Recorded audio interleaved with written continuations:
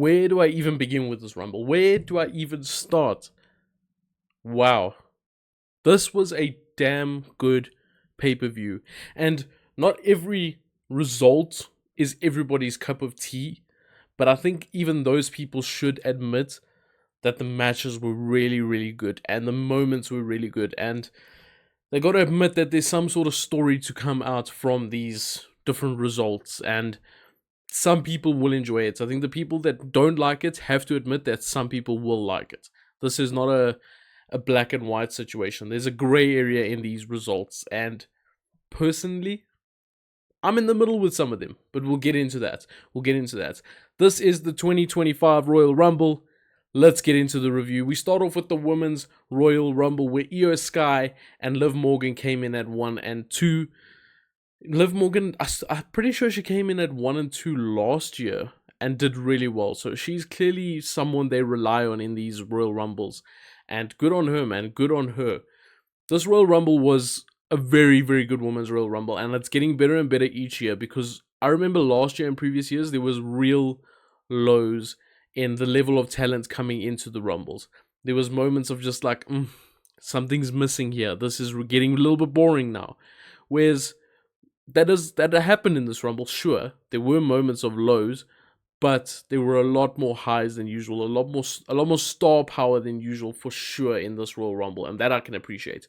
So they came in at 1 and 2, did their thing. In number 3 was Roxanne Perez, who had a good showing early on and was my MVP of this Royal Rumble, and I think a lot of people's MVP of this Royal Rumble. The fact that she made it, spoiler, to the final 2 is incredible. Incredible. They put trust in her, and I can appreciate that. They really, really are showing her off to the audience, and I'm just glad Triple H sees what Shawn Michaels sees in Roxanne Perez. That is the best part about this Rumble, I think. Lyra Valkyria came in at 4. She had a bit of a wardrobe malfunction, which looked a bit scary at some point, but she got it all sorted out and she recovered really well.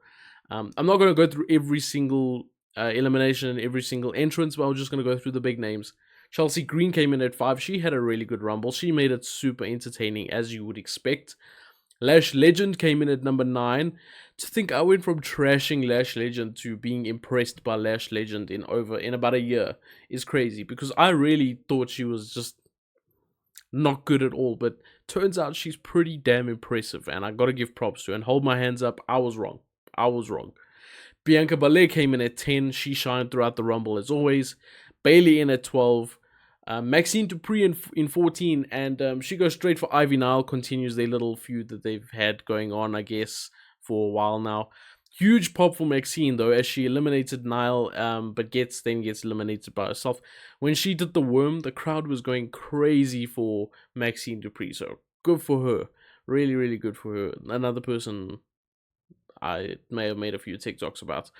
Naomi came in at 15, and this is where I wrote, I'm now waiting for Jade Cargill. Just to put it out there, Jade Cargill never came. Real shocker that Jade Cargill never came. The whole of Pure Fusion Collection, who were dominating parts of this Rumble, they got eliminated. Jada Parker in at 16 from NXT. That was surprising, but a welcoming surprise. I'm glad they picked her if they're going to pick someone from NXT. Piper Niven came in at 17, and Chelsea Green was just absolutely begging her to hurry up to the ring and help her, which she did, but then she accidentally got Chelsea eliminated as well. So maybe something brewing there. Jordan Grace came in at number 19, and they announced that she's officially a part of WWE. I was super happy for her. She showed out as always, that when she picked up Piper Niven and then rolled into, I forget what that move's called, but that was insane and a huge pop for her. Awesome moment. Jordan Grace is going to set that women's division on fire. If you guys don't know enough about, or don't know about Jordan Grace, go and watch some TNA matches with Jordan Grace. The Marsha Slamovich matches. These Mickey James matches, really good. Deonna Purrazzo matches that are really good. The Tessa Blanchard one that we recently spoke about, that was really good. She is so good. Anyway, in at number 21, the pop of the night, surprisingly, Alexa Bliss comes in at 21. Where are all those rumors? Where are all the dirt sheets that said, doesn't look like she's going to sign? Well, here she is, and she has signed or renewed her contract. She came in at number 21, pop of the night, which is surprising. I think it's just a complete shock for everybody. She did alright during the Rumble, eventually got eliminated by Liv Morgan later on. We had Stephanie Vaquer at 24. Let's go. Stephanie Vaquer, fantastic as well. Trish Stratus in at 25. She looked fantastic as always. Still can go in the ring to a certain extent. That was really cool. Roxanne Perez came in and helped Liv Morgan. They got rid of some people like Natalya and Alexa Bliss. Loud boos when she got rid of Alexa Bliss, eh? Really, really good heat there. Charlotte Flair arrived at 21 to a loud pop. She chopped the life out of everyone, but still doesn't know how to throw a chop. But she did alright. She ended up winning the damn thing, but she did alright. Sorry to ruin it already. Julia came in at 28. If you guys know anything about me, I'm a Julia stan. Been a Julia stan since her days in Stardom. She is so, so good. I'm just glad she got a chance in this Rumble. And we got a little bit of an EO and Julia stare down. They had a little bit of work in the ring, but they tried to do a Japanese match in the middle of a Rumble. Didn't work. Did not work. I'll admit that. But the stare down was awesome. And then Julia got rid of Jordan Grace. There was a nice shot with Julia, Stephanie Vaquer, and Roxanne Perez as they stood across the four horsewomen, or three of the four horsewomen, which was Charlotte, Bayley. No, it wasn't. Two of the four horsewomen, and then Bianca. So it was Charlotte, Bayley, and Bianca. That was a pretty cool shot. Nia Jax came in at 29, and she eliminated 6 people.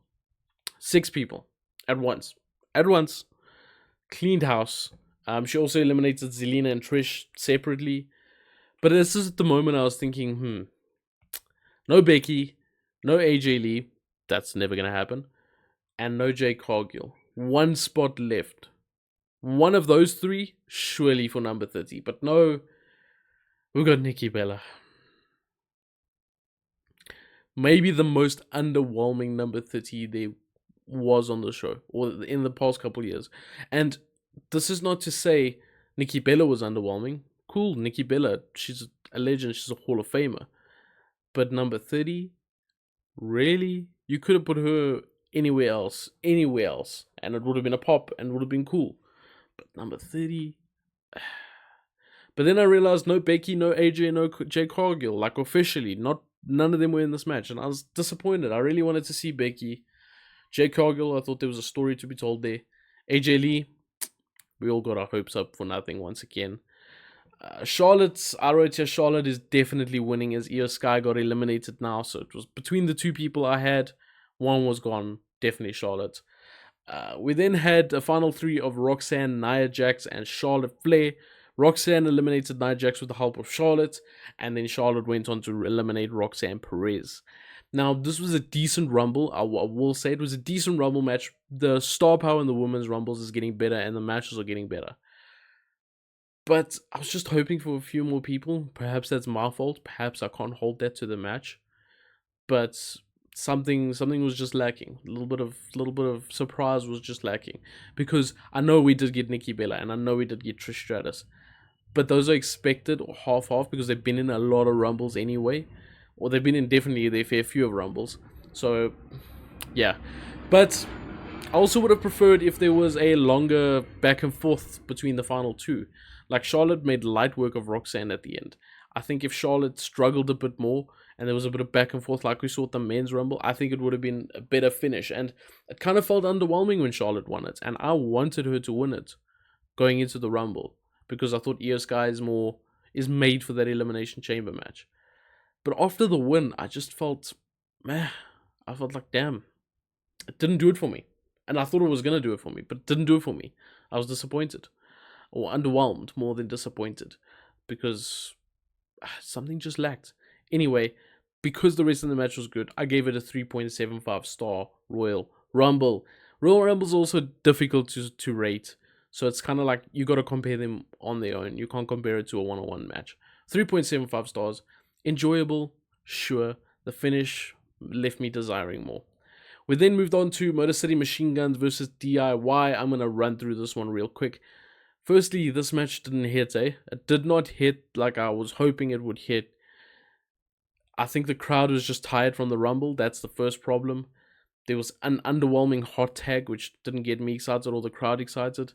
But anyway, DIY got the first fall after they pulled the Cesaro and Sheamus move where they got the fake tag, and that allowed Tommaso Ciampa to hit a running knee onto Alex Shelley, and he got the first fall, because this is, of course, 2-on-1, or 2 out of 3 falls match for the WWE Tag Team Championship match.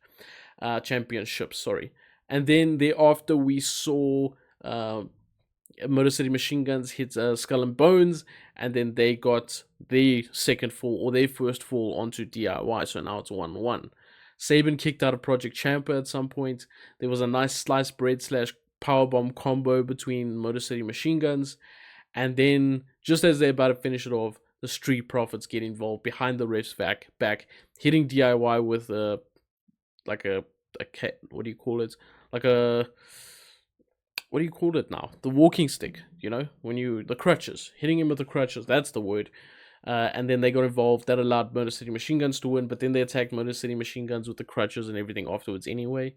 So, yeah, look, the work they did was good, but everything just felt lackluster. The crowd was not into it. So, 3 stars for that match. We then had Kevin Owens versus Cody Rhodes for the WWF, or WWE, damn, I've been doing too many retro shows, the WWE Heavyweight Championship. And, yeah, this was brutal, man. This was so brutal. I'm also going to run through this fairly quickly. Both men fought into the crowd early on.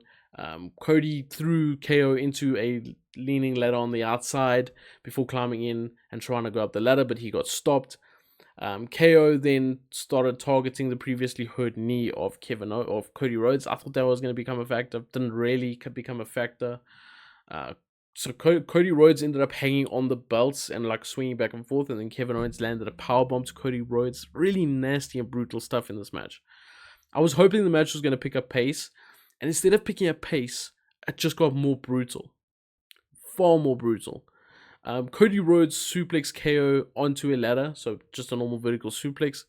Huge back body drop onto the ladder as well from Cody Rhodes, but onto the ladder like this. Like the ladder was sitting like this, and KO landed there. KO's back is destroyed, I'm sure, after this match. Pause. KO then hits a Fisherman Buster onto a bridge ladder in the ring. That looked so nasty, but such a cool spot at the same time. Really cool stuff. The Doctors and Nick Aldis all came to ringside to check on them. Sami Zayn came to ringside to check on them. But then the match continued as Cody Rhodes landed a crossroads. And then he just lost his absolute mind, smashing Kevin Owens into everything. I think he got him bleeding the hard way. But then he got onto the announce table, and we got a low blow from Kevin Owens. He then went for the package pile driver, but Cody Rhodes reversed it into an Alabama slam through a bridge table between the ring and the announce table. KO went face first, basically, or head first into the ladder. He sold that perfectly. He was in between the ladder with his head in there and his body sticking out. Really nasty spot. And then this allowed Cody to retrieve the title without Sami Zayn getting involved at all. So, I think we know a Mania match for KO and Sami Zayn. I think it's going to happen. Really good match. Ended up being violent and brutal. I didn't even care about the pace of the match at certain points because this just started getting to absolute warfare. The sell from Kevin Owens was amazing, like I said. I gave this 4.5 stars. One of the best one-on-one ladder matches I've seen in a long time. And you know what? They didn't need to do high-flying stuff. They just used the ladder in a brutal way. Brilliant match. But it wasn't even match of the night, which is crazy to say, because then we moved on to the men's Royal Rumble, and this is the most stacked Royal Rumble I've ever seen in my life. Stacked beyond belief. Incredible Royal Rumble. The best Royal Rumble I've ever seen. I think I can say that. Maybe it could have been better with a different finish. I'm still torn between this finish. We'll get to it. Pause. We then had, let me go into the little bit of a play-by-play. Rey Mysterio and Penta started 1 and 2. That was a really cool start to the match. I thought it was going to be Dom, but then I realized, Penta would also be cool. So yeah, Chad Gable came in at 3, which is perfect for their story that's going on. He did some good work there. Melo came in at 4. He got some good stuff in. Chad and Melo teamed up for a little bit, but that didn't last long, of course. They were really putting in all the workhorses in early on. I think Santos Escobar came in, Andrade came in, proper workhorses early on, which is a good idea, especially if the last 20 minutes is going to be main eventers galore. We then had Chad, who got super kicked by everybody all at once because he's Shaq Gable. Braun Breaker came in at 7 with a spear to Melo and Escobar and eliminates both of them straight away. Akira Tozawa was number 8, but Melo just took him out. Melo didn't want any of his stuff, any of his shit. And this meant Triple H sent I Show Speed into the Royal Rumble. He came out with his World Cup song where he pronounces every country wrong. Came out, huge pop from the crowd. He eliminated Otis with the help of Braun Breaker, which is insane. And then Braun Breaker killed him. Braun Breaker speared the life out of I Show Speed. He broke him in half. He annihilated him. He destroyed him. That was the most nastiest spear I've ever seen in my life, and it was a shoot spear. That was no joke. Braun Breaker was like, I'm gonna break this man. He speared him, threw him over. Otis caught him, threw him over the announce table. He was destroyed. I saw a clip afterwards. His leg was cut open pretty bad, so hopefully he's okay. But what a troop, man. He took those shots like someone who has been doing this his whole life. You know, shout out to him. Shout out to him for being willing to take a spear from Braun Breaker. Because Lord knows I would never. You could not pay me enough money to take a spear from Braun Breaker. Never. We then had Jimmy Uso in at 10. Didn't get up to too much. Jacob Fatu in at 12. And he dominated some people. Getting rid of a lot of people. Stare downs with everybody. Future matches. Future stories. I can't wait for them to get into the nitty gritty of Jacob Fatu. I really cannot wait. Fatu eliminated Chad Gable, Rey Mysterio, Andrade, and then more throughout the match. The Miz came in at 14, does some stuff, but Fatu just Samoan drops him, and then we move on. At number 15, we had I Believe in Joe Hendry. Joe Hendry came in, he did his stuff, crowd popped, crowd singing his song. He didn't last very long. He got his stuff in, but didn't last very long. Number 16, Roman Reigns. He came in early. Roman clears house, eliminating Miz, Sheamus, and Joe Hendry. Braun Breaker speared the shit out of Roman Reigns, but Roman Reigns then eliminated Braun Breaker. Fatu gets Jimmy Uso out of there, and then a stare down with Roman Reigns as they battle it out. Drew McIntyre comes in at 17. He races towards Roman, and then him and Fatu attack Roman Reigns. Jey Uso comes in at 20. We'll get into that. He helps Roman out a little bit. Jay with the Poison Rana to Jacob Fatu. That was pretty cool. And then Jay then went on to eliminate Nakamura. Number 21, AJ Styles. They worked us with his injury, man. They worked us. They said he was going to be out for long. AJ was saying he's struggling to come back. Turns out he was going to be back at the Rumble. I'm happy for him. Old team back as well. That's something to talk about. Old team back, which is really cool. We then get 22 is Braun Strowman. We're going to see a bit of a stare down between him and Fatu.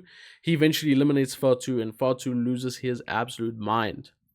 John Cena comes in at 23, my pick for the Rumble. And then he goes and eliminates Braun and Finn Balor, and we get a stare down with Roman Reigns. CM Punk comes in at 24, and now we have Cena, Reigns, Punk, Jey Uso, Drew McIntyre, and AJ Styles in the ring. And then comes Seth Rollins at 25. What kind of a Rumble is this? The star power is insane. Absolutely incredible star power. Dom Mysterio comes in at 26. And putting Dom with all these people is just absolutely fantastic. That works so well. He lands a frog splash to Cena. Tries to do the Three Amigos to Roman, but gets Samoan dropped. Sami Zayn in at 27. This ring is so stacked, guys. Damian Priest at 28, former world champion, former Money in the Bank holder. And then, who was number 29? LA Knight comes in at 29. Another stacked, I don't know. It's LA Knight. More, let's just say added to the roster within the ring. Logan Paul at number 30.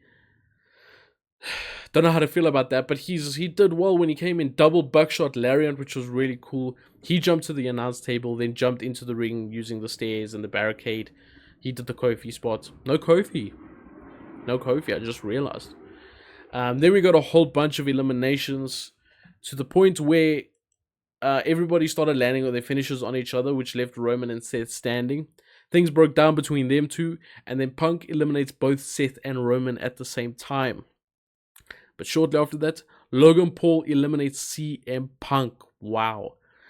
Things break out like crazy at ringside between Roman, Punk, and Seth Rollins. Seth stomping everybody, Punk fighting back, Roman being stomped on the steel steps. Insane. Seth lost his mind. The final three: Jey Uso, John Cena, Logan Paul. Cena eliminates Logan. Jey and Cena left. They have a awesome battle on the apron, which leads to John Cena picking Jey Uso up for the AA. Jey falls or goes into the ring. He comes back, pushes Cena off. Jey Uso wins the Royal Rumble. Yeet. Now, this is the most unpredictable Royal Rumble ever. This was going into it. But Jey Uso was the most unpredictable pick of this unpredictable Rumble. Like, I was thinking, Cena, Punk, Sammy, Seth, Roman, Drew. Not even Jey Uso. He wasn't even on my mind. Not even on my mind. But he won the Royal Rumble. I see a lot of people are unhappy about it, but a lot of people are happy about it. I don't know what's going to happen. I just don't think he's going to be facing Gunther somehow. Either Cody or Gunther's going to lose at Elimination Chamber. Something is going to happen. I don't see them doing Jey versus Gunther for the 45th time at WrestleMania. That doesn't make sense to me. But if they do it, maybe it's a big moment for Jey, and maybe it's time Jey wins the Royal Rumble. Oh, and one quick disclaimer, I forgot to mention this. I'm giving this match 4.75 stars. I was so close to giving it 5 stars, and perhaps if John Cena got the win, it would have been a 5-star match. But we got to live with what we got. A banger Royal Rumble match, and perhaps the greatest Royal Rumble match of all time.